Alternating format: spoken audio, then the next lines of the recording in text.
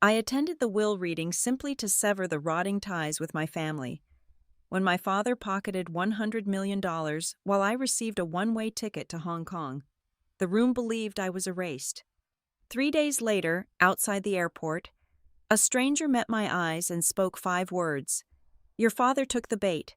I realized then the money was not a reward. It was a trap.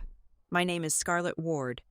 At 37 years old, I have spent the better part of my adult life putting out fires. As the Director of Crisis Coordination at Northline Civic Supply, my daily existence is governed by managing disasters. Yet, nothing in my professional career prepared me for the suffocating stillness of the library in my family estate in Charleston. I returned not out of grief, but out of a grim obligation to witness the final closing of a ledger. We were here for the will reading of my grandmother, Evelyn Ward, the ruthless architect of the Ward Meridian Group, a private logistics empire. The air conditioning battled the heavy, humid South Carolina afternoon pressing against the windows. The room was packed with people who only gathered when there was blood in the water or money on the table. To every person here, I was the uncontrollable daughter.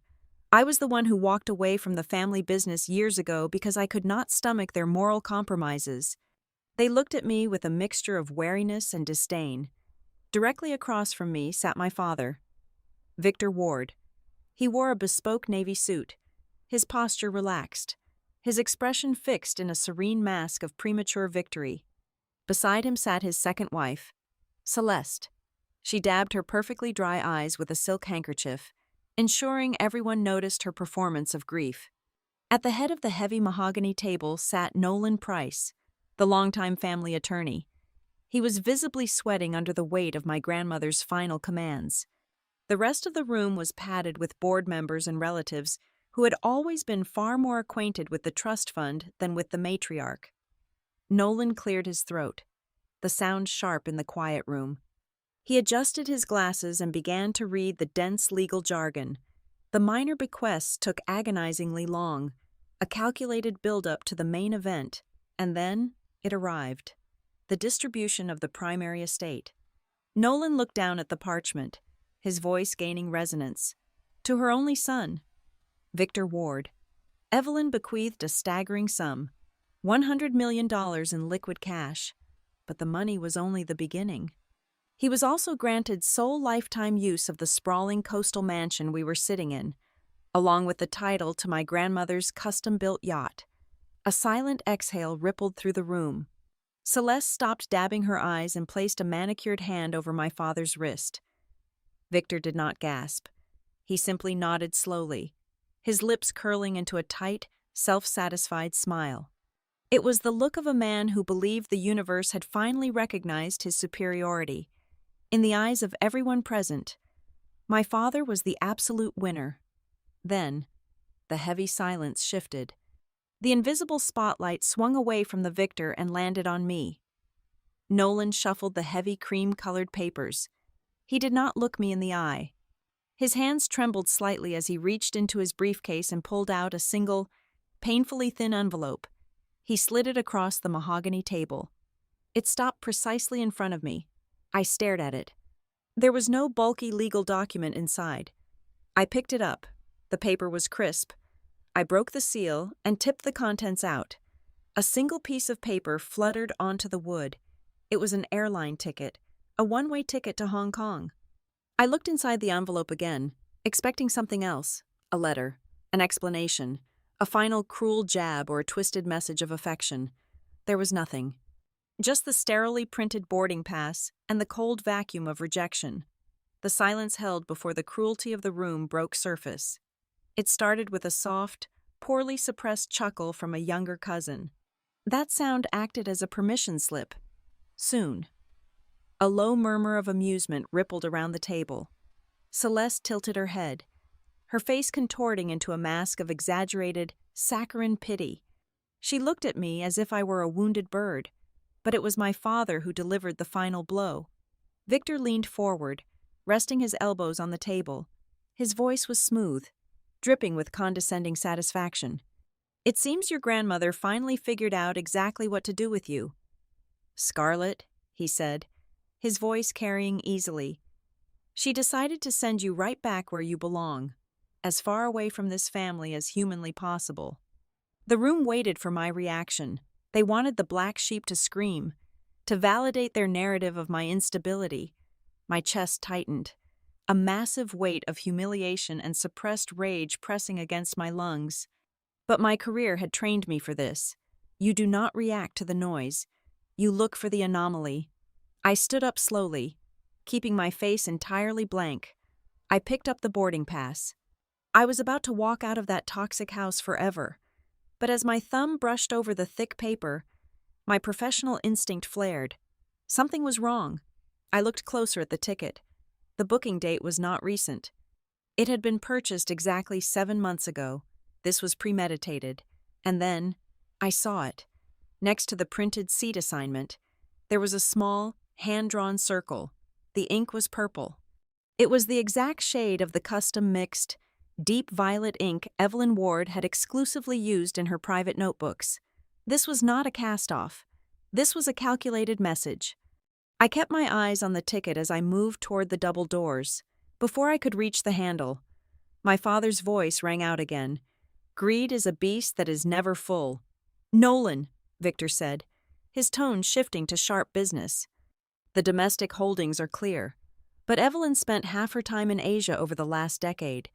Are there any undisclosed international assets?" I stopped with my hand hovering over the door handle. I turned my head just enough to observe the lawyer. Nolan Price froze. He swallowed hard, a thin sheen of sweat suddenly materializing on his forehead. He aggressively shuffled his papers, refusing to meet my father's gaze. "The international picture is highly complex." "Victor," Nolan stammered, his legal confidence evaporating, "there are structures entirely separate from the domestic purview.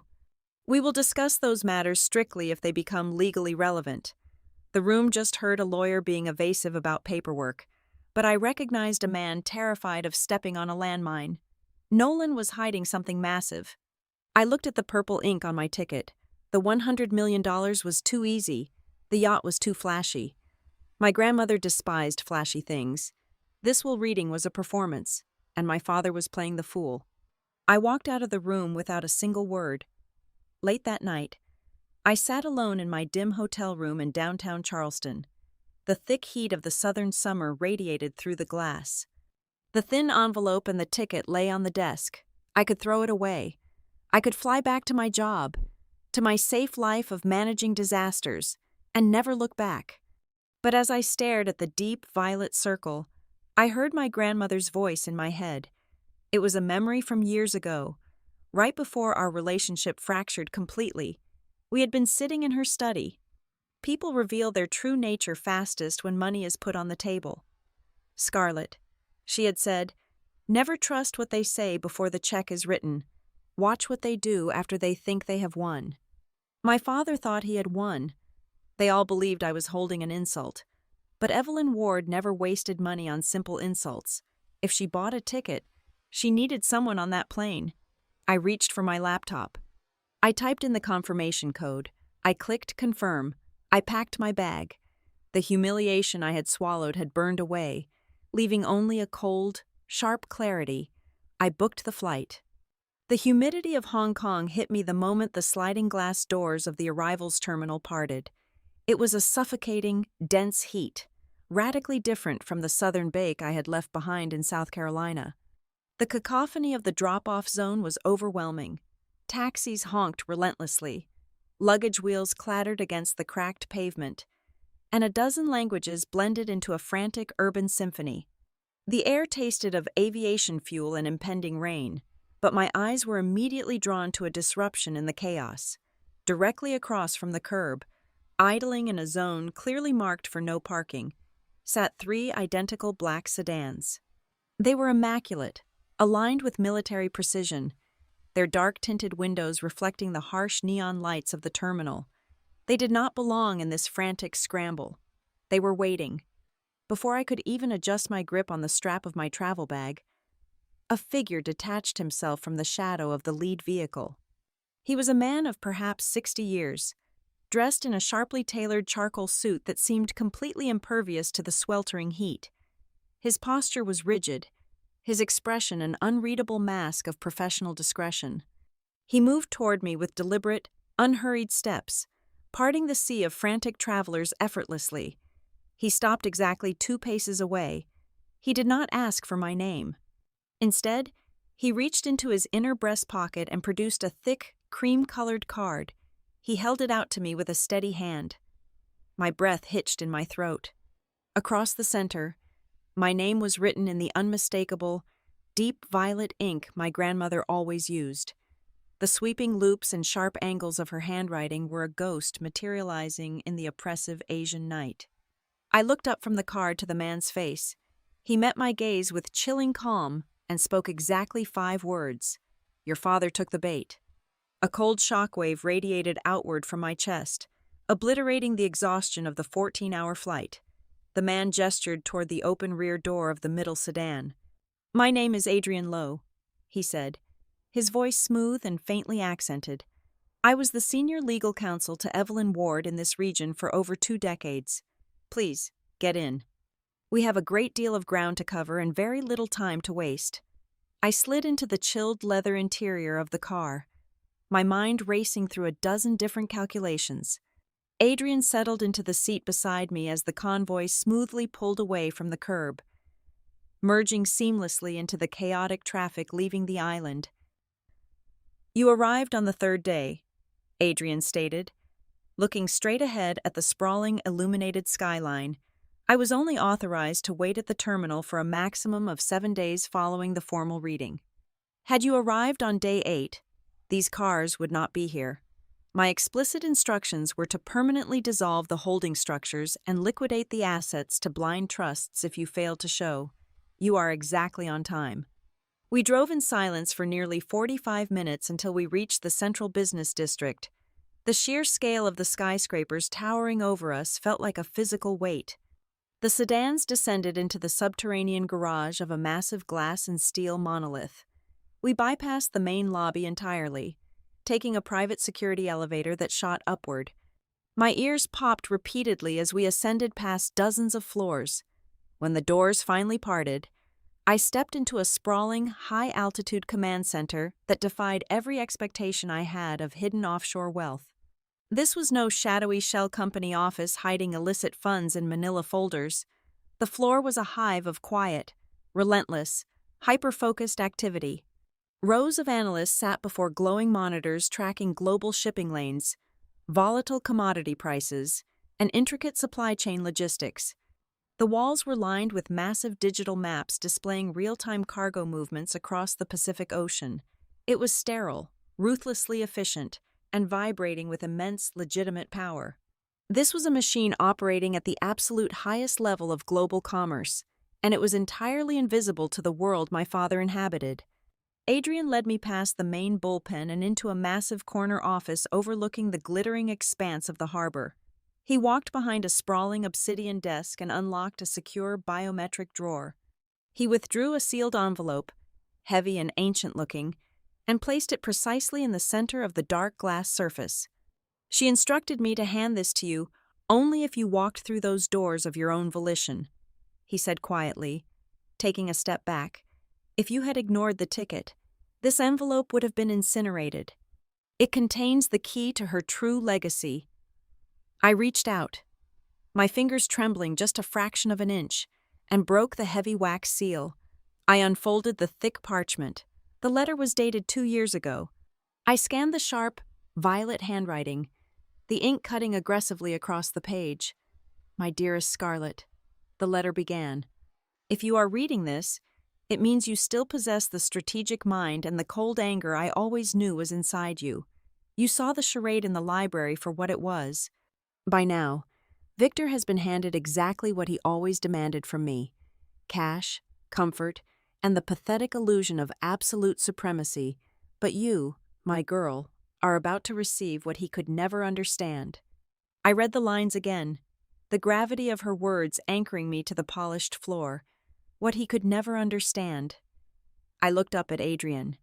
He pressed a button on a small remote, and the smart glass wall behind him instantly transformed into a massive, high-resolution digital display.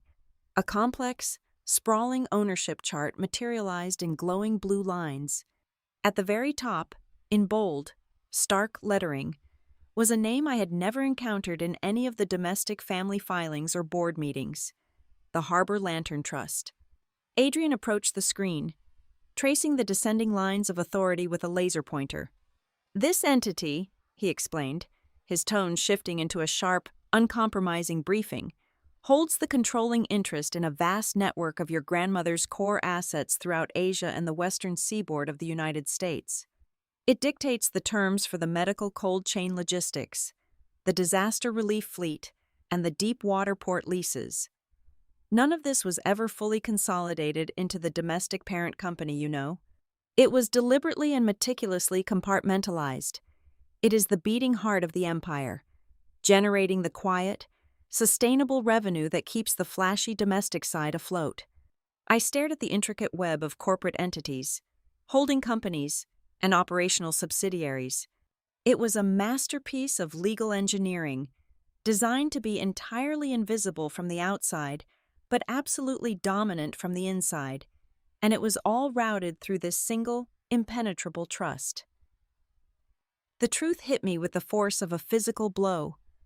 Realigning my entire understanding of the past decade, the one-way plane ticket had never been a final insult. It was not a dismissal to the other side of the world. It was an invitation, heavily disguised as a public humiliation. It was the very first test in a brutal gauntlet Evelyn had meticulously constructed before her body failed her. She needed to know if the fire in me had been entirely extinguished by years of corporate exile and relentless family alienation. She needed to see if I would accept the degradation of the domestic will reading, or if I would follow the faint, nearly invisible breadcrumbs she had left specifically for me. Adrian continued to outline the staggering scope of the trust. He detailed long-term leases on major shipping terminals, exclusive contracts with pharmaceutical giants for vaccine distribution, and a fleet of specialized cargo vessels that Victor did not even know existed. Everything my father thought he controlled back in the States was ultimately dependent on the logistical arteries managed by the people sitting in the room just outside this door. "He owns the crown," Adrian said softly, reading the dawn of realization on my face. "But the Harbor Lantern Trust owns the roads, the bridges, and the lifeblood of the kingdom. Without this network, the domestic company is just an empty shell waiting to collapse under its own weight." I walked over to the floor-to-ceiling window. The city of Hong Kong stretched out beneath me, a glittering, restless beast of commerce and ambition. The dark waters of the harbor were dotted with the lights of massive container ships, moving slowly, silently, carrying the weight of the global economy on their steel backs. Some of those ships belonged to the network mapped out on the screen behind me. Some of those ships were now, technically, under my purview. The anger that had been simmering inside me since the will reading began to crystallize into something entirely different. It was no longer the messy, defensive rage of a misunderstood daughter trying to prove her worth to a room full of vultures. It was cold, structural, and violently focused. My grandmother had weaponized my alienation.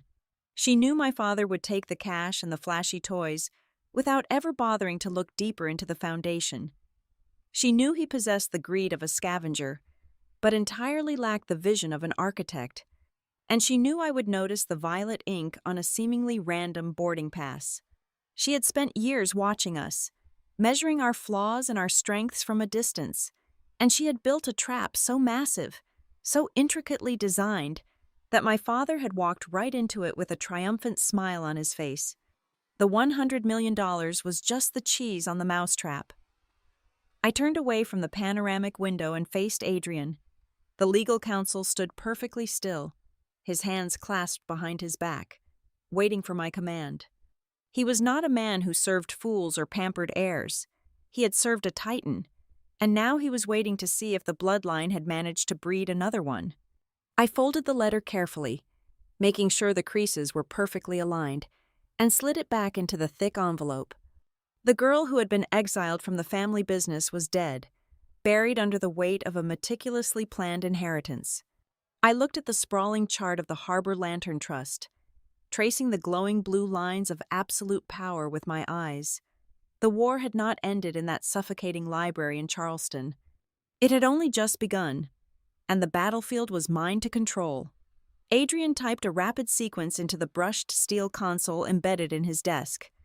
The sweeping corporate structure chart on the main glass wall dissolved, instantly replaced by a highly detailed, live topographical map of the Pacific Rim and the western seaboard of the United States. A new name materialized in stark white letters at the top of the display. Meridian Pacific. This, Adrian announced, his voice slicing through the quiet hum of the climate control, is the real engine behind the shell. I stepped closer to the glowing display, my eyes tracking hundreds of pulsing green and amber nodes scattered across oceans and continents. When people hear the phrase offshore assets, they immediately picture empty Caribbean bank accounts, shell companies, and tax evasion schemes. But what I was looking at was a massive living organism of global commerce.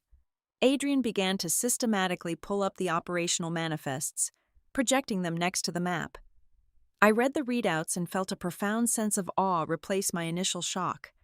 I saw dedicated maritime fleets specifically engineered for medical cold chain logistics. These were not standard cargo ships. They were floating, state-of-the-art cryogenic storage facilities currently transporting life-saving vaccines, volatile biologics, and emergency blood plasma across the Pacific. I saw massive, fortified seaport warehousing complexes situated strategically in high-risk seismic and typhoon zones. I saw active, ironclad, multi-decade government contracts for trans-Pacific emergency disaster relief and rapid response supply lines. This was not a graveyard for hidden wealth.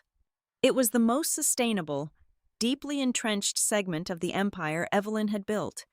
It generated staggering, tangible profit. The margins were not padded by creative accounting tricks. They were secured by absolute monopolies on critical global crisis infrastructure. But the true magnitude of what my grandmother had done only became clear when Adrian brought up the governance bylaws.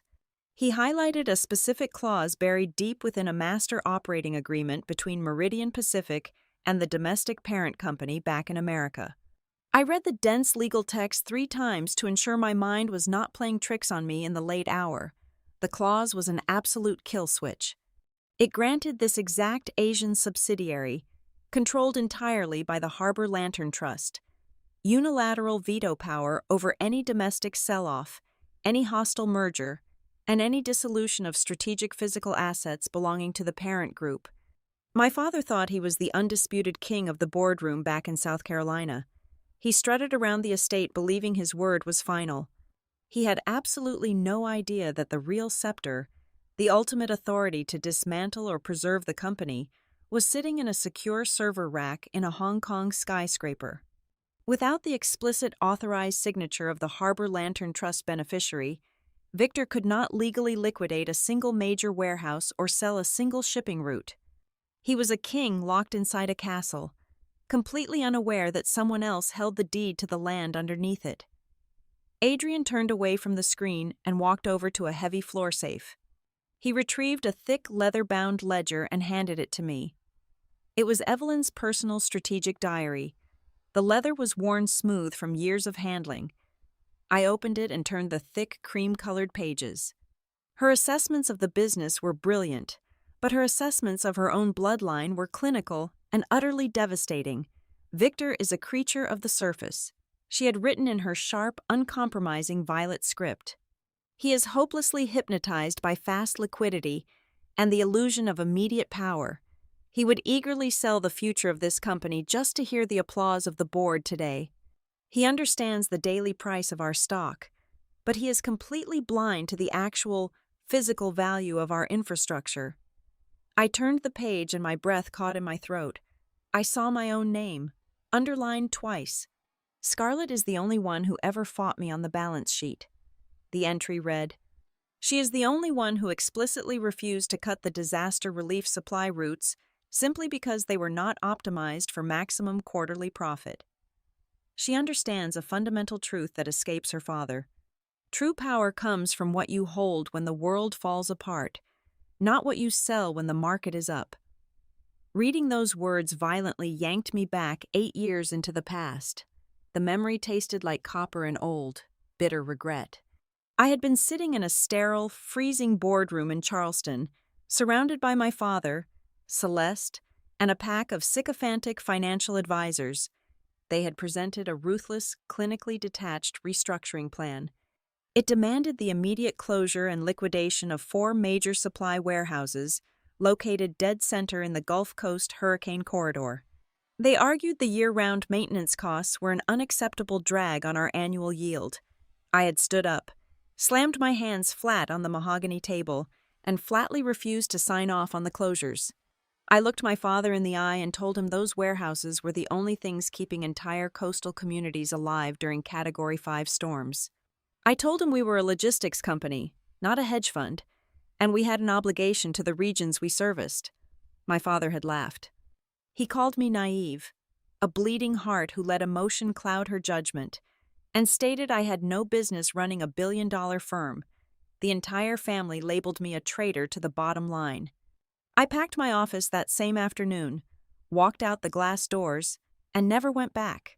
For 8 years. I thought Evelyn had silently agreed with them. Now, staring at her private ledger, I realized my defiance was exactly what had earned me the keys to the real kingdom. I closed the heavy ledger and looked up at Adrian. My father walked away from that reading with $100 million in liquid cash.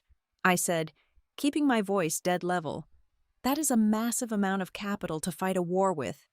Adrian, it buys a lot of lawyers and a lot of influence." Adrian allowed a razor-thin, almost imperceptible smile to touch his lips. It was the first time I had seen the stoic man show any genuine amusement. "That $100 million is nothing more than a highly publicized severance package," he corrected softly, his tone laced with a quiet, lethal satisfaction. It was deliberately and surgically separated from the core operating capital of the group. It carries absolutely zero controlling shares.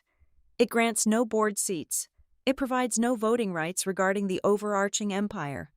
It is pure, dumb cash. He walked back over to the console and brought up a new document, a heavily redacted legal covenant filled with dense, impenetrable clauses. If Victor simply takes the money, buys a few more oceanfront properties, and remains quietly in his coastal mansion, he will die a very wealthy, blissfully oblivious man, Adrian explained. But Evelyn knew her son better than anyone. She knew his ego would never allow him to accept that there was a hidden room he was not allowed to enter. Adrian pointed to a specific paragraph glowing on the screen. If he attempts to hunt down the rest of the estate, if he makes a single aggressive legal move to pierce the veil of the Harbor Lantern Trust, he automatically triggers a series of defensive legal tripwires Evelyn designed herself. By formally challenging the international structure, he places his own inheritance in catastrophic legal jeopardy. The clauses are completely automated. The moment he files a motion for discovery against these assets, the trap snaps shut. The silence in the sprawling office grew incredibly heavy, thick with the staggering implication of what Adrian had just revealed. My pulse hammered a steady, rhythmic beat against my ribs. I thought back to the will reading.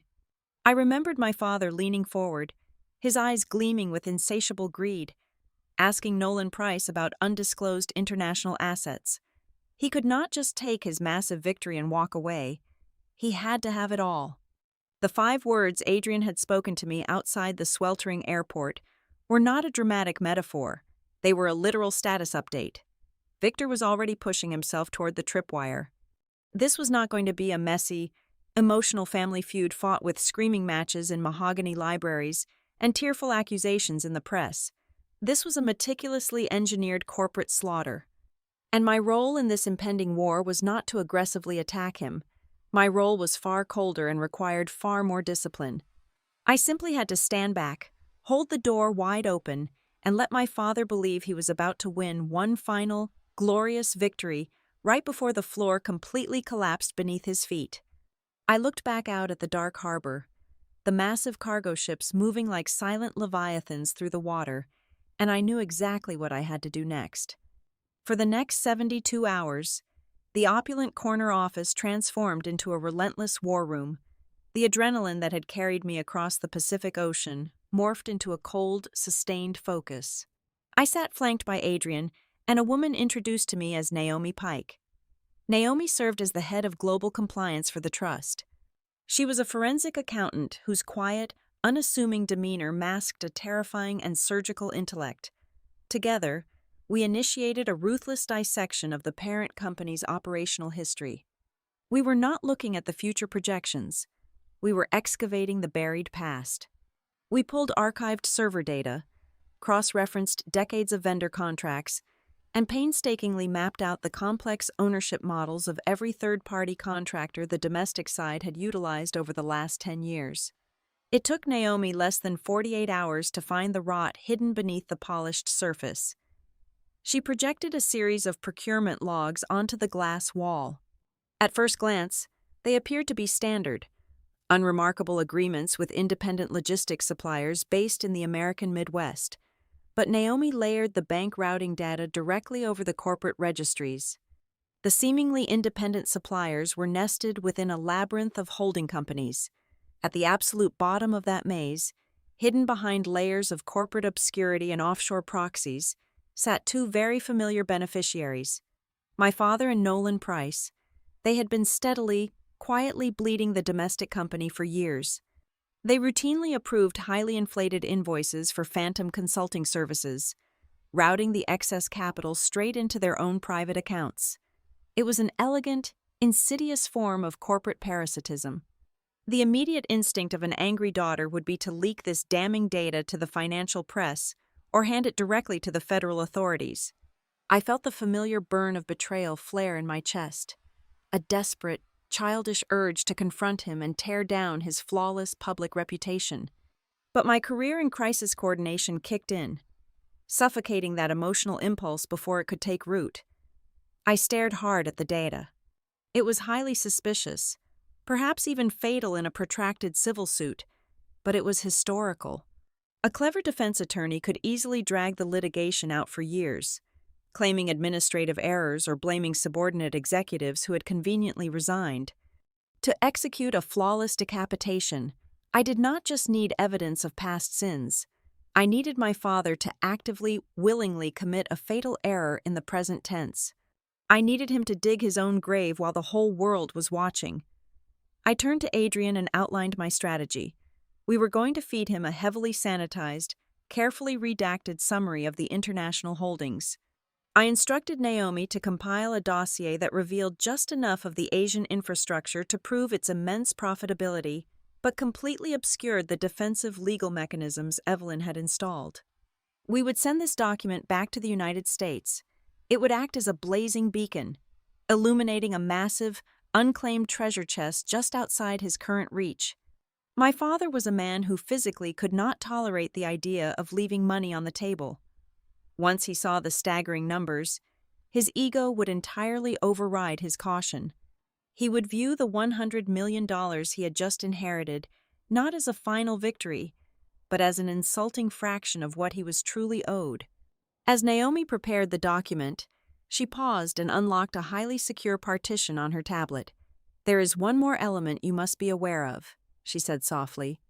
"Before her health completely failed, your grandmother recorded a final sworn legal testimony on video. It is a direct address to the board of directors and the primary beneficiaries." I asked why Adrian had not shown it to me immediately upon my arrival. Naomi explained the ironclad stipulations attached to the digital file. The video was heavily encrypted and subject to strict legal release conditions. It could only be unsealed and broadcast in the event of a formal, documented dispute regarding the ultimate control of the trust. If no one challenged the current arrangement, the video would remain permanently locked. It was Evelyn's ultimate weapon, but it required an active enemy to trigger it. While Naomi finalized the redactions on the financial dossier, I began to sift through a separate physical archive she had retrieved from deep storage. These were Evelyn's personal correspondences, the physical artifacts of her final years. I opened a heavy, leather-bound folder and found myself staring at a stack of thick envelopes.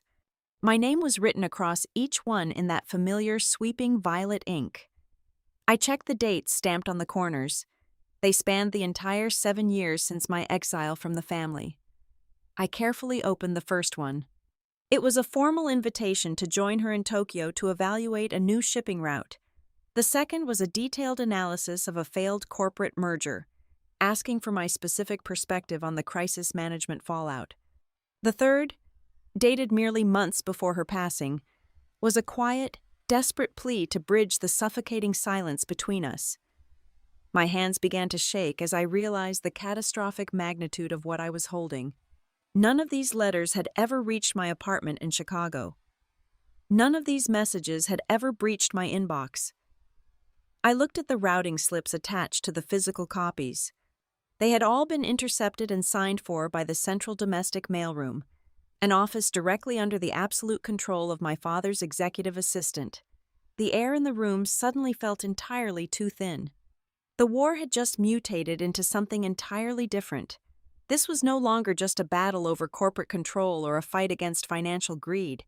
Someone in that house, acting under my father's direct orders, had systematically and maliciously severed the only remaining bridge between me and the only person in my family who had ever truly seen my worth.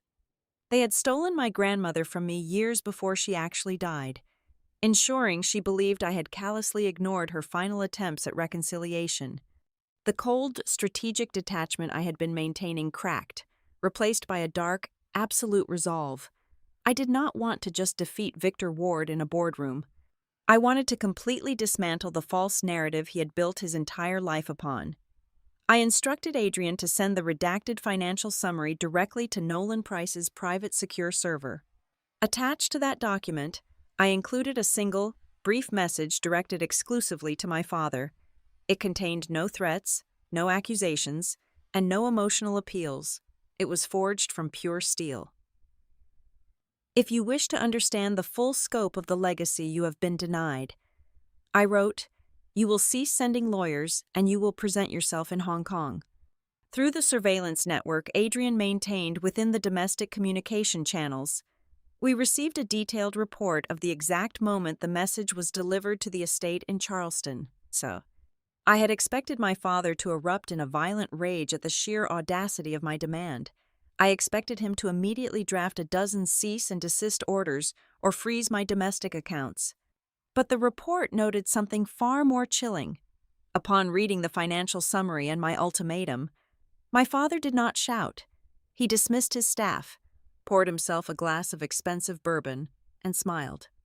When Adrian relayed that detail to me, a profound, eerie calm washed over the war room. That smile was the ultimate confirmation that the psychological warfare had worked perfectly. My father was completely blind to the trap. He smiled because he thought I had finally broken under the pressure. He believed I had discovered the hidden assets, but lacked the authority or the intelligence to control them, and was now desperately calling him across the world to negotiate a surrender. He was already planning how to strip the trust bare and toss me aside with a pitiful settlement.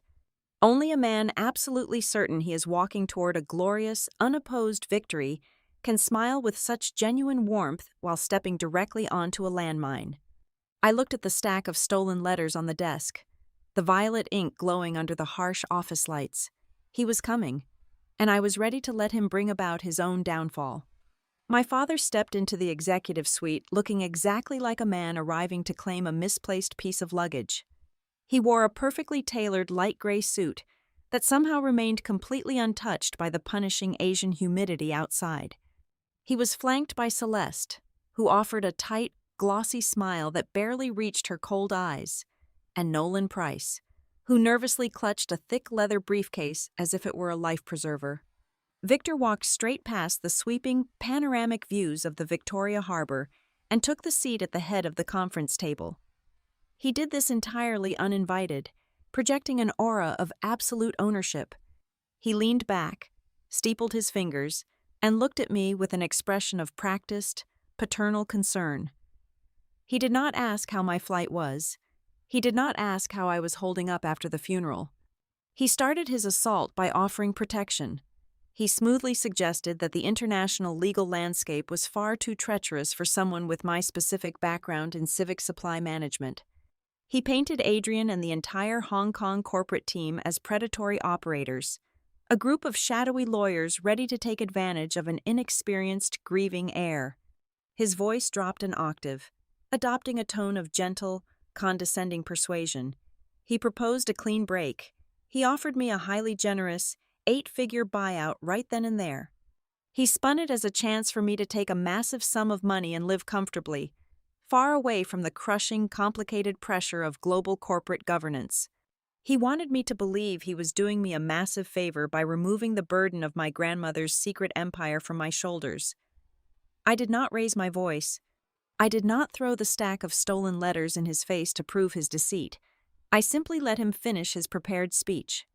When the room fell silent, I stood up and invited him to physically inspect the very thing he was so desperately trying to buy from me.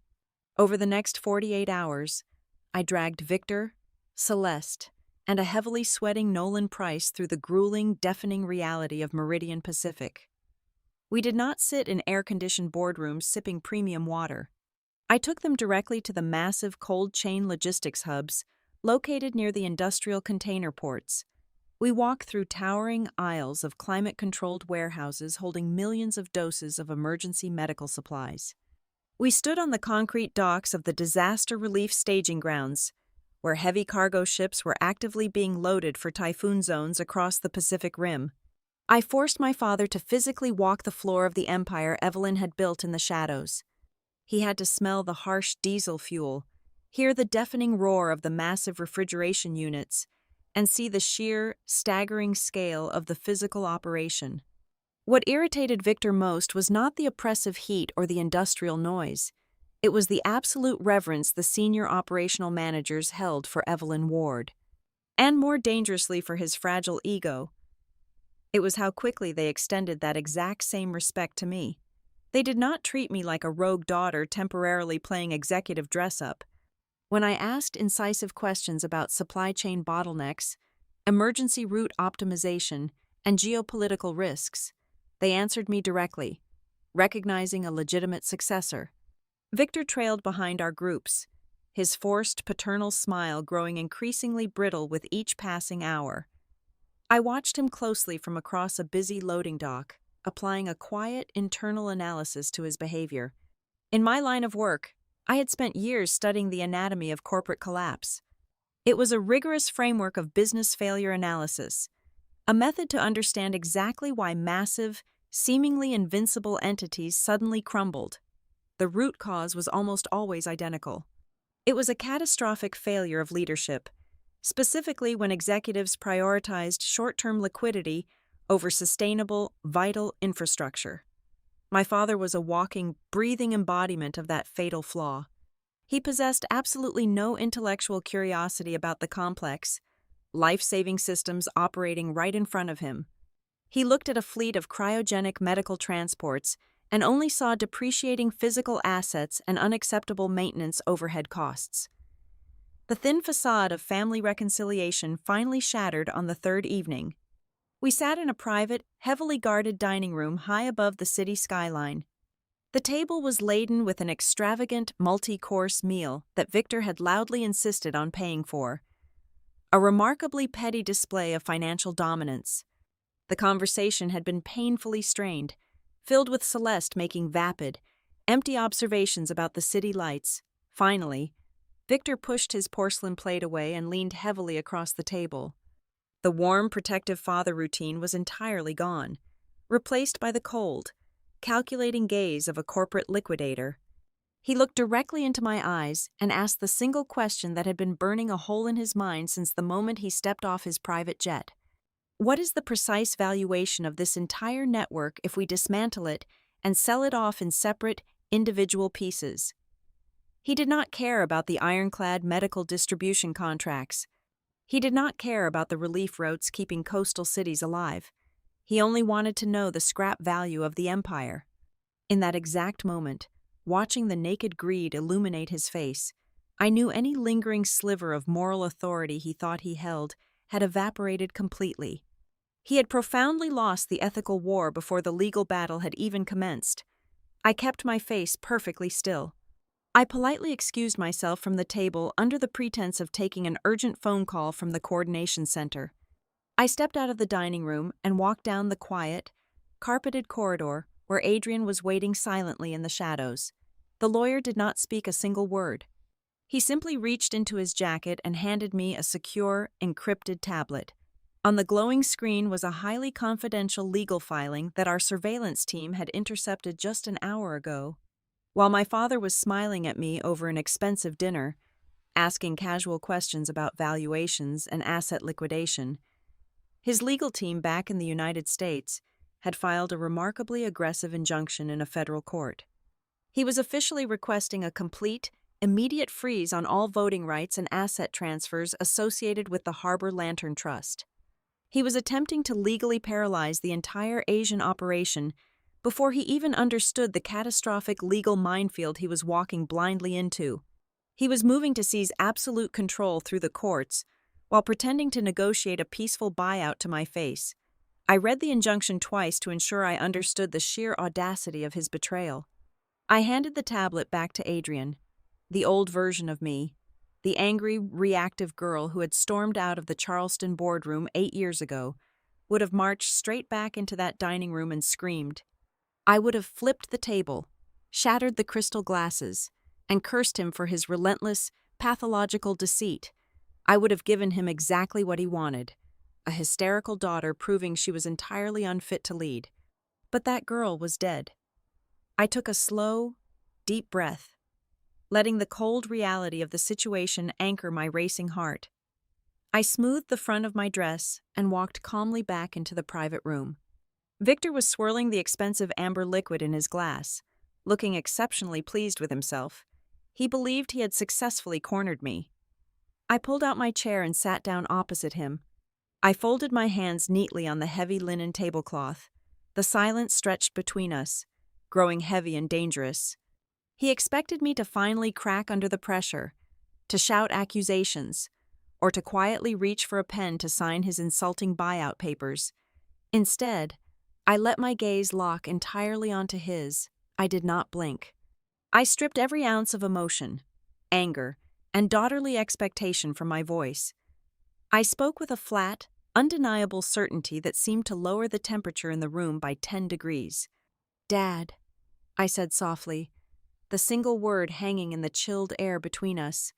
"If this were only money, you would already have it." The morning following that suffocating dinner, the atmosphere inside the Executive Command Center was stripped of its usual quiet efficiency. It felt electric, heavy with the distinct pressure of an incoming storm. Adrian stood completely still before the massive glass wall, an encrypted tablet clutched tightly in his hand. He did not offer a formal greeting when I walked through the double doors.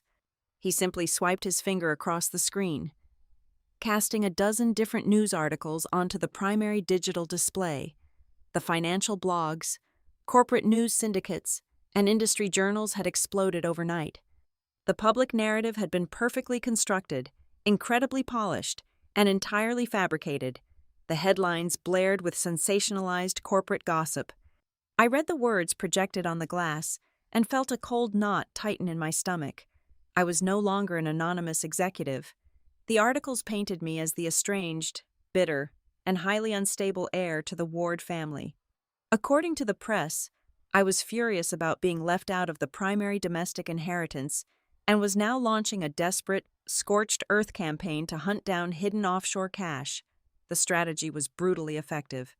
Celeste had clearly been working the phones. She was quoted anonymously across multiple publications as a deeply concerned family confidant. Through carefully calculated leaks, she fed the press a steady stream of toxic half-truths. She described my history of sudden departures, my supposed inability to handle high-stakes pressure, and my notorious hot temper. She crafted a story of a damaged woman lashing out at her family. In stark contrast, Victor was framed as the stoic, responsible patriarch. The article suggested he was being forced into a massive international legal battle solely to protect the vital legacy of the company from the erratic emotional outbursts of his own child. He was positioned as the noble guardian. I was positioned as the existential threat. before I could even process the sheer volume of the smear campaign. The second, far more devastating blow landed. My private cell phone vibrated. The caller ID displayed the name of the Chief Executive Officer of Northline Civic Supply, my boss back in the United States. I took the call in a soundproof side office. His voice was apologetic, but possessed the rigid firmness of a man protecting his own bottom line. He informed me that several of Northline's major supply partners, entities deeply and quietly tied to the Ward Meridian Group, had abruptly threatened to pull their contracts. They cited severe concerns about image conflicts and corporate stability. They explicitly demanded my removal from the crisis coordination role while my messy public-family feud played out in the international press. My boss formally requested that I take an immediate, indefinite leave of absence. That phone call hit me far harder than any courtroom injunction or leaked article ever could. It stole the breath right out of my lungs. For almost a decade, I had bled for Northline. I had built a sterling reputation based on absolute competence, flawless reliability, and unbreakable emotional control under catastrophic pressure. Now, Victor was reaching across the ocean to burn down the one sanctuary I had built entirely with my own hands. He had correctly identified my deepest vulnerability. He knew I had spent my entire adult life fighting to be seen as a legitimate, highly capable professional. He wanted to strip me of that hard-earned identity and brutally reduce me back to the rebellious, uncontrollable daughter who had stormed out of a boardroom 8 years ago. I walked back into the main war room, my hands shaking slightly. Adrian was pacing, his usual calm demeanor replaced by an aggressive, tactical energy. He strongly advised launching an immediate public relations counterattack. He wanted to leak the damning procurement logs Naomi had discovered. He wanted to expose the financial rot my father had hidden in the domestic branches and drag Victor down into the mud with me. But my background was in managing disasters, not amplifying them. I knew from years of corporate crisis intervention that playing defense in a media war only validates the initial attack. Answering mud with mud just leaves everyone dirty, and the public always sides with the established patriarch over the angry prodigal child. I needed a move so cleanly devastating, so unassailable, that it would instantly shatter their fabricated narrative. I looked at Adrian and Naomi, pushing the exhaustion and the stinging betrayal out of my mind. I instructed Adrian to draft an immediate, legally binding public declaration and release it to every major financial outlet across the globe. I was formally requesting a comprehensive, independent forensic audit of all international and domestic assets tied to the Ward Meridian Group. I demanded that the auditors specifically scrutinize every single entity operating under the Harbor Lantern Trust, including the very assets I was poised to inherit. I wanted every ledger opened, every contract reviewed, and every hidden transaction brought into the blinding light. Adrian stopped pacing. He stared at me, genuinely shocked by the sheer scale of the order. He warned me that initiating an audit of that immense magnitude would temporarily freeze our own operations and open our entire Asian playbook to intense, hostile scrutiny. I told him that was exactly the point. A greedy, unstable heir trying to steal hidden money does not voluntarily invite federal-level forensic auditors into her own house. A thief relies on darkness. Only someone with absolute integrity and nothing to hide demands the lights be turned on. We issued the press release less than 2 hours later, beating the closure of the Asian financial markets. The effect was practically instantaneous. The senior executives, fleet managers, and regional directors within Meridian Pacific, who had been nervously watching the media smear campaign unfold, immediately recognized the strategic brilliance of the move. Transparency cemented my authority in a way that no defensive press conference ever could. By offering up my own potential inheritance for microscopic examination, I proved my loyalty lay with the survival of the logistics network, not my own bank account. Victor lost his absolute control over the public narrative in a single afternoon. Our intelligence gathering indicated he was furiously throwing a tirade in his luxury hotel suite. He had assumed I would panic, fight back emotionally, and prove his point. Instead, I had calmly locked the doors and called the police on both of us. Yet, despite losing the public relations momentum, Victor remained dangerously confident. He operated on the belief that he possessed far more endurance than I did. He was convinced that if he just maintained the grueling legal pressure and continued to ruin my professional reputation back home, the sheer exhaustion of the fight would eventually force me to surrender. Late that evening, long after the analysts had gone home and the towering office was plunged into quiet shadow, Naomi Pike walked softly into my suite. She did not bring another financial report or a media summary. She carried an aged, heavily sealed manila envelope. She placed it carefully on the desk in front of me. Inside were certified legal copies of 3 specific letters my grandmother had written to me over the past several years, the same letters we knew had been intercepted. But this envelope contained something far more lethal than emotional validation. Naomi had utilized her compliance access to pull the official corporate courier logs from the domestic headquarters. Pinned to the back of each letter was a formal receipt of delivery, permanently time-stamped and legally binding. The signature accepting the private mail did not belong to a random mailroom clerk or a low-level assistant. The ink on the receipt belonged unmistakably to Nolan Price, signing explicitly on behalf of the executive office of Victor Ward. It was the definitive, actionable proof that the isolation I had suffered was not a family misunderstanding.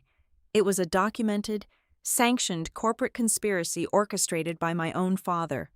I traced the signature with my finger, feeling the final remnants of my familial hesitation burn away into white-hot ash. The siege was over. It was time to go on the offensive. The silence in my suite felt suffocating as I stared at the 3 certified copies of the letters Naomi had left on my desk. For years, I had built a fortress around my heart, believing my grandmother had completely washed her hands of me. I carefully broke the seal on the oldest envelope. The parchment was thick, the violet ink still vibrant. As I read the first few lines, a profound, agonizing numbness spread through my chest. Evelyn was not writing to reprimand me. She was writing to offer me a position. She had formally requested that I return to the company as a senior strategic advisor, citing my unparalleled understanding of crisis infrastructure. I opened the second letter, dated 2 years later. The tone was no longer strictly professional. It was laced with a quiet, dignified sorrow. She asked why I had ignored her previous overtures. She wrote about her failing health and her desperate need for someone in the family who valued the physical foundation of the business over the daily stock ticker. The third letter, written just months before her death, was a final, raw plea for reconciliation. I sat perfectly still, letting the sheer magnitude of the deception wash over me. Every single Thanksgiving dinner, every brief family gathering where my father had pulled me aside to sadly inform me that Evelyn was too disappointed to speak with me.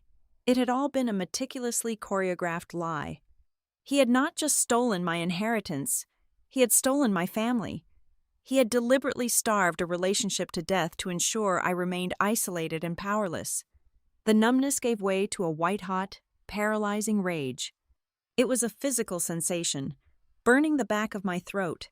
I was so consumed by the revelation that I barely registered the sound of the suite door opening. Naomi Pike walked in, carrying a heavy encrypted hard drive. She saw the letters spread out on my desk and the murderous clarity in my eyes. She did not offer pity. She simply plugged the drive into the secure terminal on the glass table. She explained that while I was processing the physical mail, she had finished decrypting Evelyn's most highly secured digital vault. It contained unedited operational diaries and covert internal audio recordings from the executive boardrooms in Charleston. Naomi triggered a playback file from 4 years ago. The crisp, digitized audio filled the room. I heard my grandmother's voice, sharp and unyielding, clashing violently with the smooth, condescending tone of my father. They were arguing over the Meridian Pacific portfolio.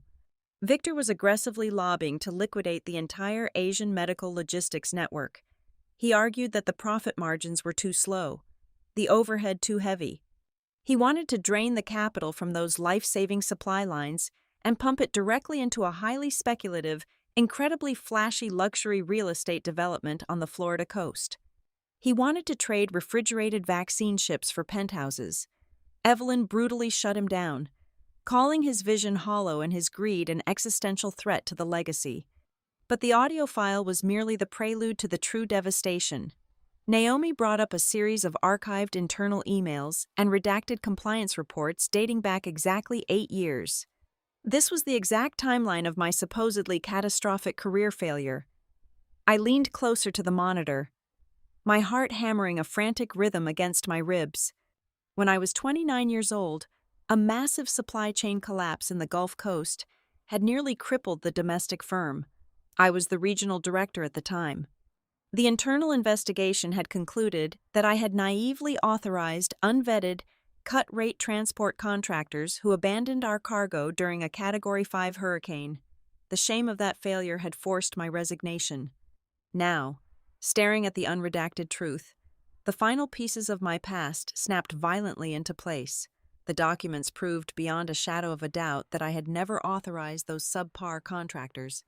Victor had secretly bypassed my authority, forging my digital signature on a series of shadow approvals to secure kickbacks from those very same unreliable trucking firms. When the hurricane hit and the supply lines failed catastrophically, he had simply altered the server logs, shifting the entirety of the blame onto his rebellious daughter. He had used my professional honor as a human shield to cover his own illicit financial schemes. He had assassinated my character to save his own skin. I was breathing heavily, the air feeling thin and inadequate. The trauma of the past decade had not been a tragic result of my own incompetence or my family's fundamental misunderstanding of my nature. It had been a systemic, intentional execution of my identity. Adrian entered the room, his footsteps silent on the thick carpet. He looked at the glowing monitors, absorbing the gravity of the revelations. He stepped forward and placed a single sheet of paper over the keyboard, forcing me to look up. It was a highly specific, heavily highlighted extract from the Master Charter of the Harbor Lantern Trust. "There is a mechanism buried in the final codicil of the will," Adrian said, his voice dropping to a gravelly whisper. "It is a punitive clause of absolute severity.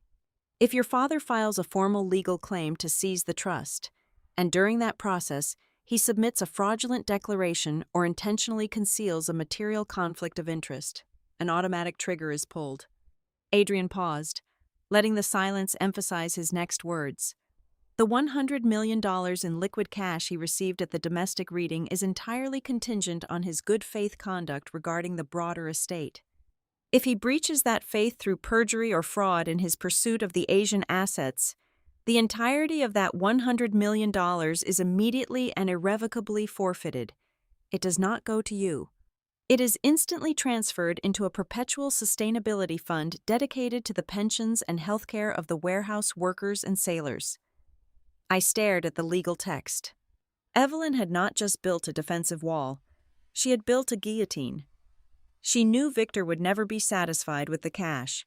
She knew he would lie, cheat, and fabricate evidence to claim the rest. And she had rigged the system so that the very act of reaching for more would vaporize the fortune he already held in his hands. It was the ultimate, poetic retribution. It was a blade perfectly designed for the right person to wield. Adrian asked if we should present this clause to Victor's legal team immediately. A simple warning would undoubtedly force him to drop the injunction and retreat to South Carolina with his remaining wealth. I looked back at the intercepted letters. I looked at the forged signatures that had cost me 8 years of my career and my grandmother's final years of life. A warning would save him. A warning would be an act of mercy. I folded the extract and handed it back to Adrian. "We say absolutely nothing," I commanded, my voice devoid of any hesitation. "We do not warn him. We do not threaten him. We let him build his case. We let him sign his fraudulent affidavits. He has spent his entire life treating people like disposable assets. Now, he is going to walk into that boardroom, convinced he has orchestrated the perfect takeover, and he is going to sign his own financial death warrant.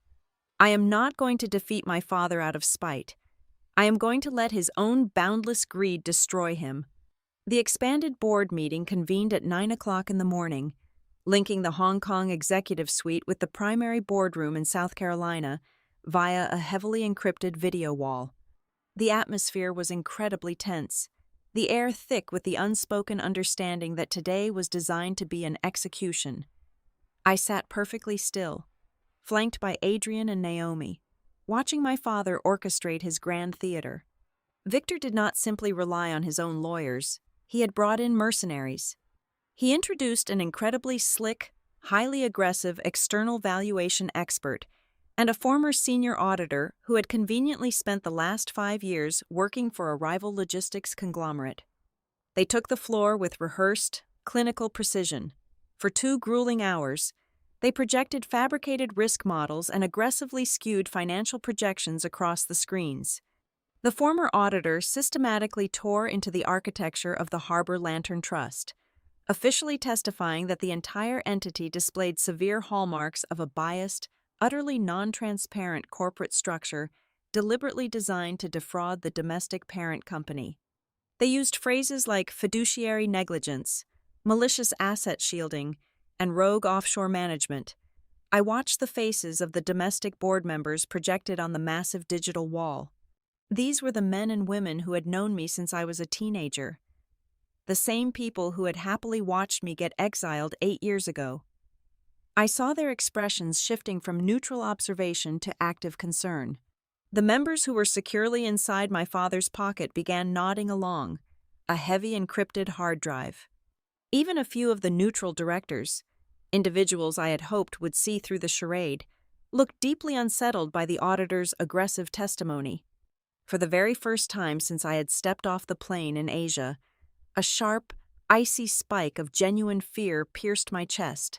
The possibility of total failure was no longer just a psychological threat used in a negotiation. It was a tangible, rapidly approaching reality. Victor was systematically dismantling my credibility in front of the entire global leadership, turning the very infrastructure I was trying to protect into a weapon against me.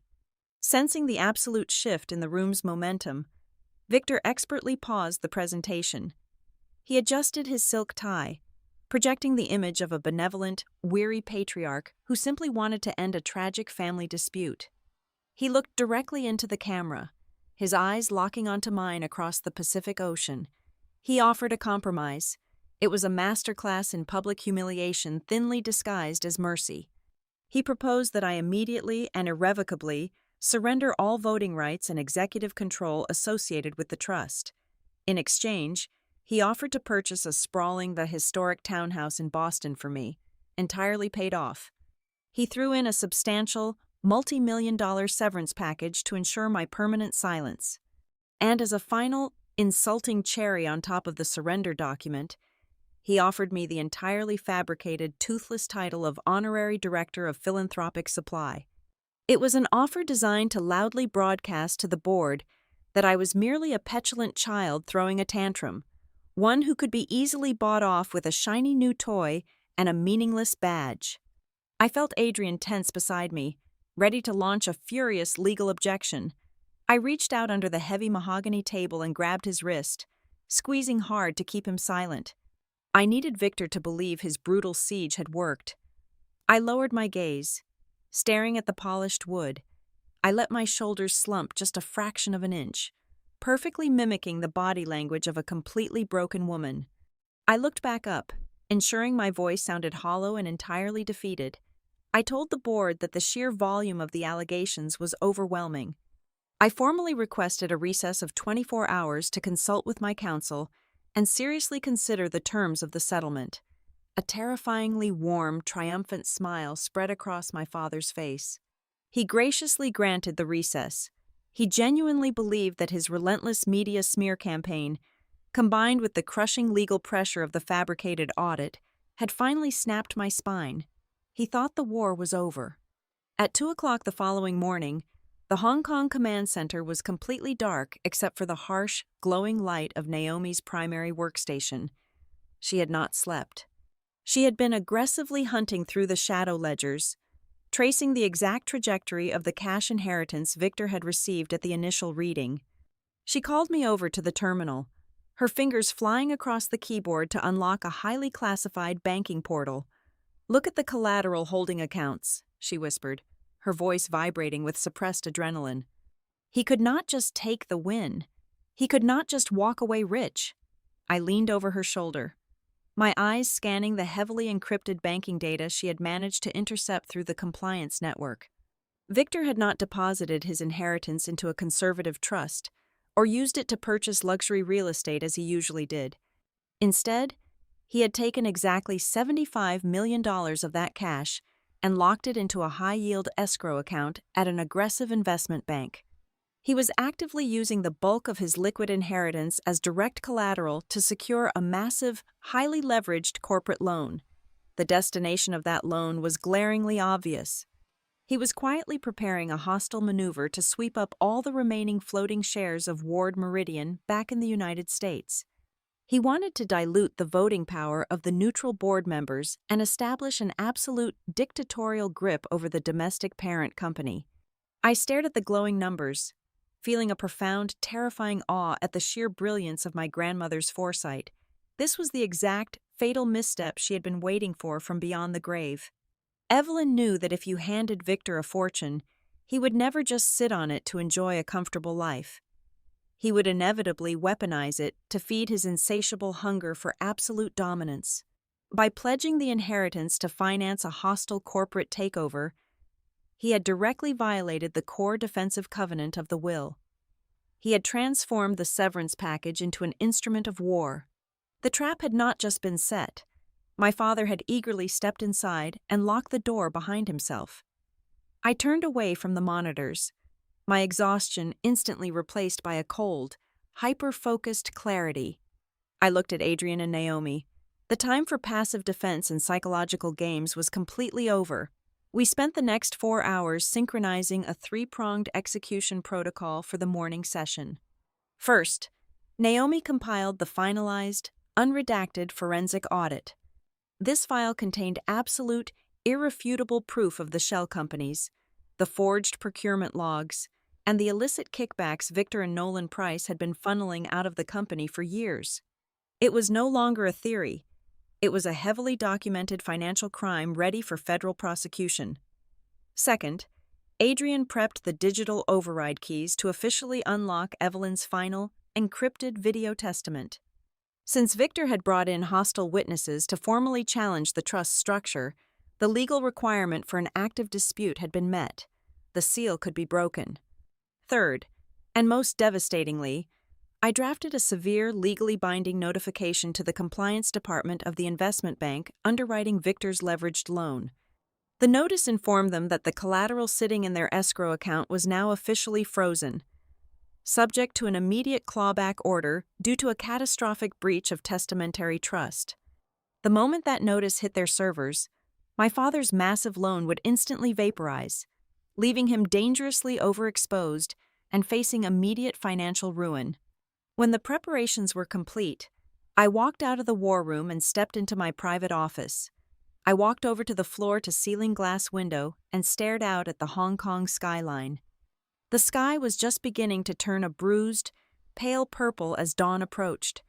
The city below was a sprawling, indifferent machine of power and commerce, completely unaware of the empire about to violently change hands above it. I pressed my hand against the cold glass. For 8 years, I had carried the weight of a failure that was never mine. I had allowed the world to view me as a volatile liability because I believed I had broken the heart of the only woman who mattered. But tomorrow morning, I was not just going to reclaim my truth or secure a logistical supply chain. I was going to systematically pull the pillars out from under my father's throne. I was going to tear off the polished, respectable mask he had worn his entire life and force the entire world to look at the greedy, hollow man hiding underneath. The countdown was finished. The stage was perfectly set. It was time to let him fall. The temperature in the executive suite felt artificially low, a biting chill that seeped straight into the marrow of my bones. When the encrypted video link to the South Carolina boardroom flickered to life at exactly 9 o'clock in the morning, the silence was absolute. and suffocating. Victor sat directly at the head of the domestic table, exuding the relaxed, magnanimous posture of a conquering general waiting to receive a formal surrender. The directors arrayed around him looked at my projection on the massive digital wall with a mixture of quiet pity and severe impatience. In their eyes, my 24-hour recess had officially expired, and I was merely a desperate woman entirely out of time, clinging by my fingernails to the edge of a sheer cliff.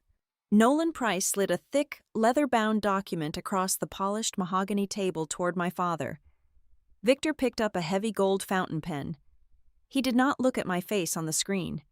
He looked directly into the camera lens, addressing the global board of directors. He stated, his voice dripping with practiced, paternal sorrow, that it brought him profound personal agony to take this necessary legal step. He then formally submitted a sworn, notarized affidavit to the corporate record. The declaration explicitly claimed that during the years Evelyn constructed the international holding structures, she was suffering from severe, undocumented cognitive decline. The document further accused me of exploiting her diminished mental capacity to maliciously conceal vital corporate assets from the legal, rightful heir. Victor signed his name with a smooth, theatrical flourish. I watched the dark ink dry on the high-resolution feed. Beside me, Adrian remained perfectly still, though I could sense the microscopic, electric shift in his posture. Naomi kept her eyes locked securely on her terminal. In that exact fraction of a second, the irreversible, lethal mechanism my grandmother had meticulously hidden within the trust was fully engaged. By submitting a fraudulent declaration under oath to claim the Asian network, Victor had unknowingly severed his own lifeline, but we could not celebrate. The room remained incredibly dangerous because the trap was a complex legal construct, and legal constructs require time to officially execute. The immediate, real-world fallout of his signature, however, was terrifyingly swift. Naomi's secure console flashed with a rapid succession of urgent, silent red alerts. The aggressive legal filing in the United States had instantly triggered automated risk management protocols across our international financial partners. 3 major allied banks in the Asian region, utterly terrified of being caught in the crossfire of a massive, hostile corporate civil war, temporarily froze our operational credit lines. The lifeblood of the logistics network was suddenly and violently choked off. I saw the alerts detailing delayed fuel payments for the cryogenic medical vessels and frozen port docking fees in Manila and Taipei. The actual, physical supply chain was buckling under the crushing weight of my father's fabricated dispute. On the video feed, several previously neutral board members began to visibly panic, whispering frantically to one another. They were terrified of the impending operational chaos, demanding an immediate resolution before the global markets opened and the company stock plummeted into oblivion. Sensing the rising panic and recognizing his absolute tactical advantage, Victor pushed the blade infinitely deeper. He instructed his technical team to project a series of intercepted personal emails onto the main presentation screen. They were messages I had allegedly sent to the domestic office over the past 8 years. But as I read the text glowing on the wall, my blood ran completely cold. They had been violently spliced together, stripped entirely of their original context. A firm professional refusal to attend a meaningless corporate gala was heavily edited to look like a vicious, arrogant dismissal of my grandmother's declining health.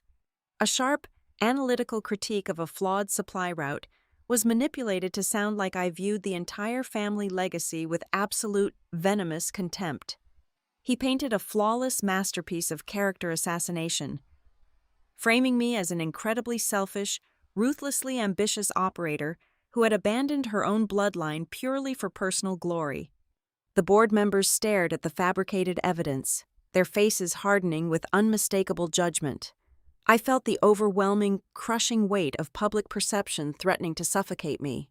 The room began to spin slightly, the chilled air growing thick and entirely unbreathable. I leaned into the microphone and formally requested a brief, 15-minute recess to review the newly submitted evidentiary documents. Victor granted the request with a slow, victorious nod, clearly believing I was finally stepping out to instruct my legal team to draft the unconditional surrender papers. I pushed my heavy chair back and walked briskly out of the freezing war room, pushing open the heavy glass doors leading out to the private executive terrace. The oppressive, humid heat of the Hong Kong morning slammed into me instantly, a stark, violent contrast to the sterile chill inside. I gripped the thick steel railing with both hands, looking down at the sprawling, restless harbor. The deep water was choked with activity, massive container ships slowly navigating the channels, completely oblivious to the boardroom war raging above them. For the very first time since I found the one-way ticket in Charleston, a profound, physically exhausting doubt washed over my entire body.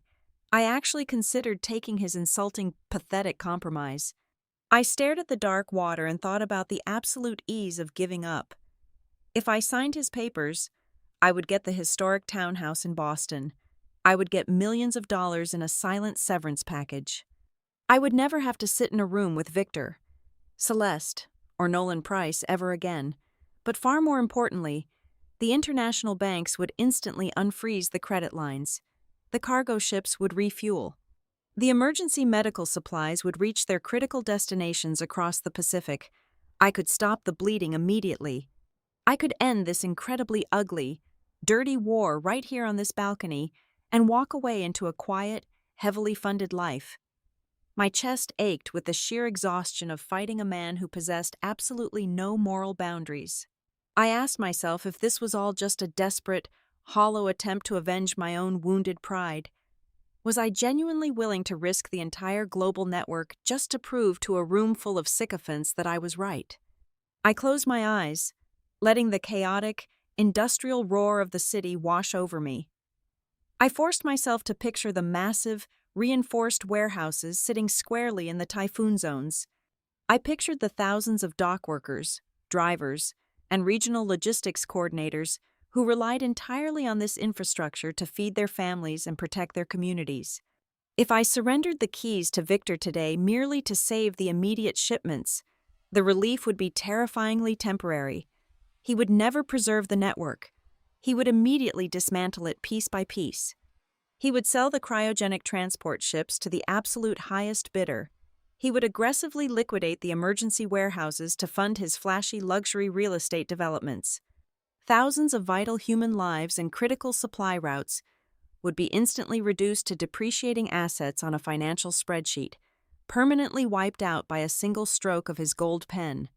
The agonizing pain of his betrayal, the intercepted letters from my grandmother, the forged digital signatures that had ruined my early career. None of it mattered anymore. This was no longer a broken daughter trying to settle a bitter emotional score with a cruel father. This was not about personal vengeance or family drama.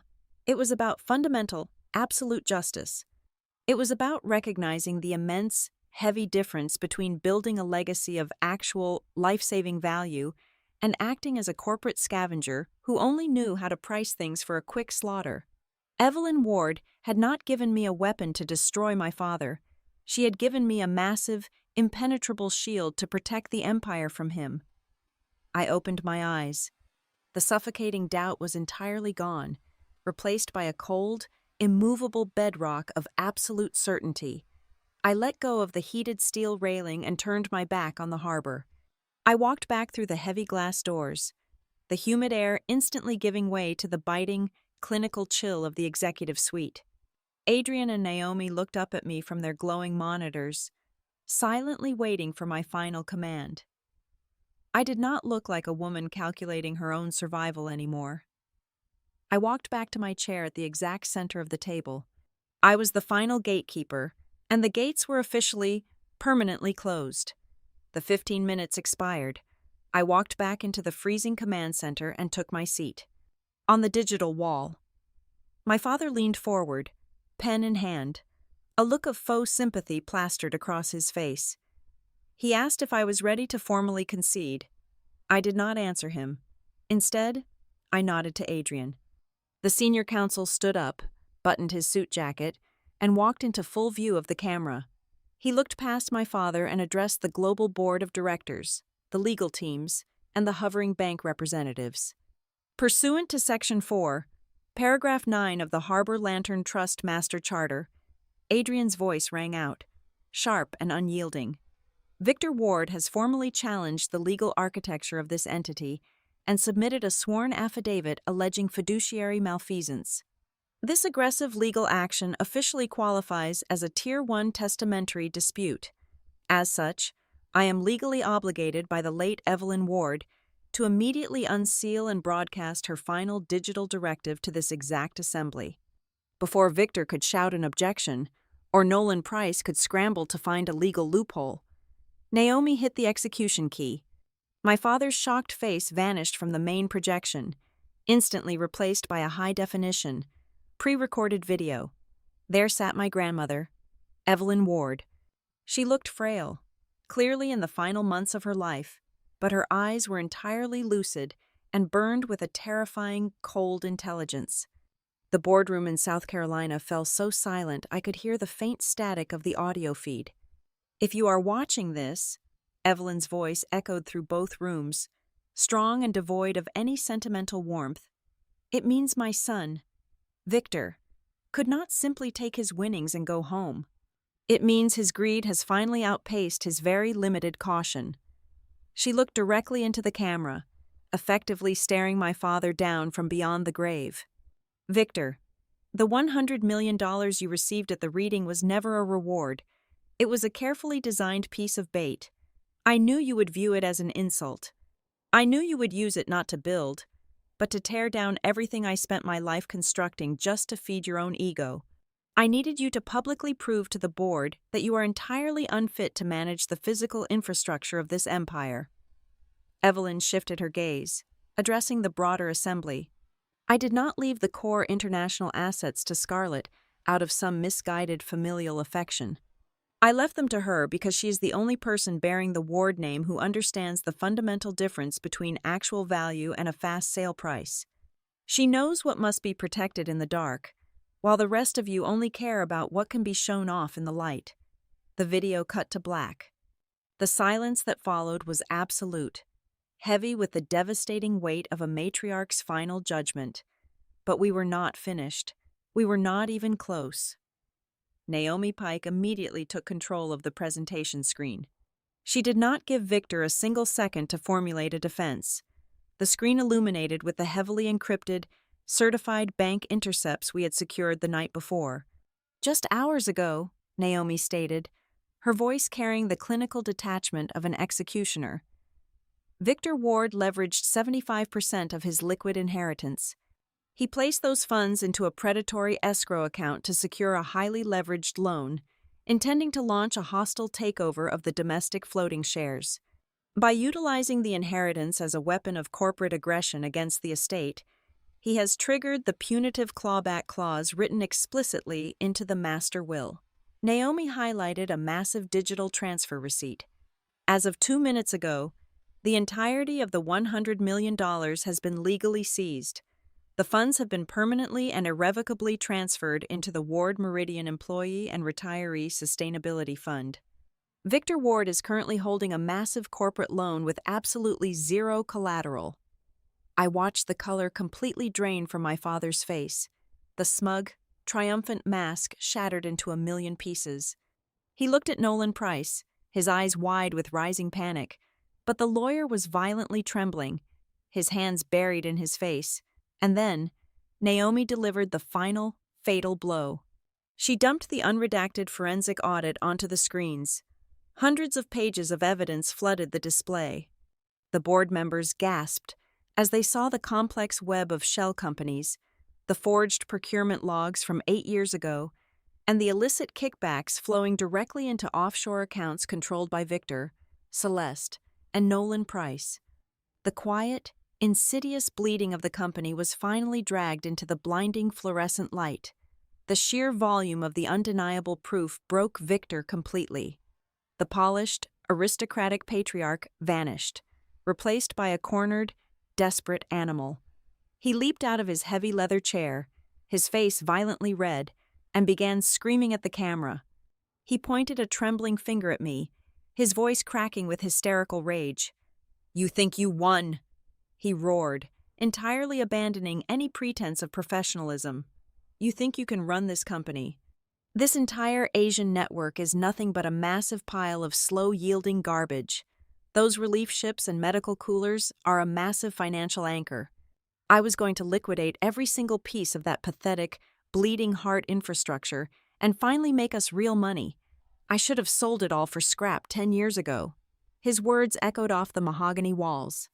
He had just confessed his absolute contempt for the company's life-saving mission in front of every single executive and voting member. The few directors who had been wavering, the ones who had considered his earlier compromise, stared at him in profound, unadulterated horror. He had just proven Evelyn's video completely right. The board did not even need to deliberate in private. The senior domestic director immediately called for an emergency, binding vote. It was swift, brutal, and entirely unanimous.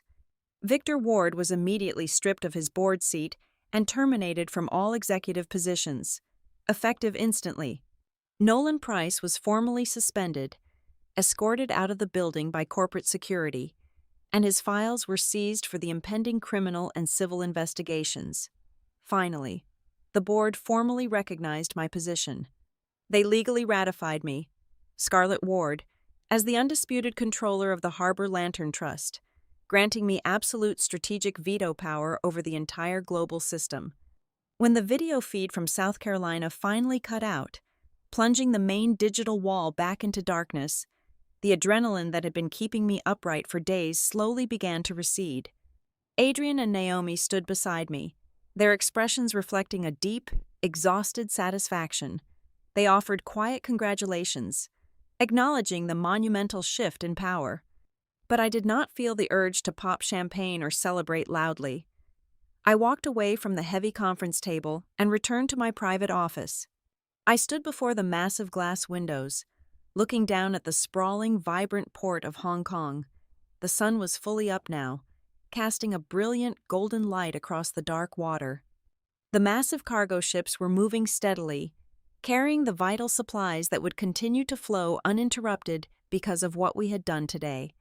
I reached into the pocket of my blazer and pulled out the thin, slightly crumpled one-way boarding pass. I traced the small circle of violet ink with my thumb. For weeks, I had believed this piece of paper was the ultimate symbol of my family's rejection, but standing here, watching the Empire operate under my protection, I finally understood the truth. The humiliation I had suffered in that stuffy library in Charleston was never a punishment. It was a crucible. It was the only possible path my grandmother could force me down to make me reclaim my truth, my professional honor, and the true, heavy power required to protect her legacy. Victor had lost his money, his power, and the carefully constructed fictional story he had told about himself for decades. He lost absolutely everything for one simple, fatal reason. He had acted exactly according to his own greedy nature the moment he heard those 5 words. Your father took the bait. Thank you all so much for listening to my story today. I would love to know where you are tuning in from. So please leave a comment below so we can connect and share our thoughts together. If you enjoyed this journey, please subscribe to the Maya Revenge Stories channel, like this video, and show your support by pressing the hype button so that this story can reach and be heard by many more people.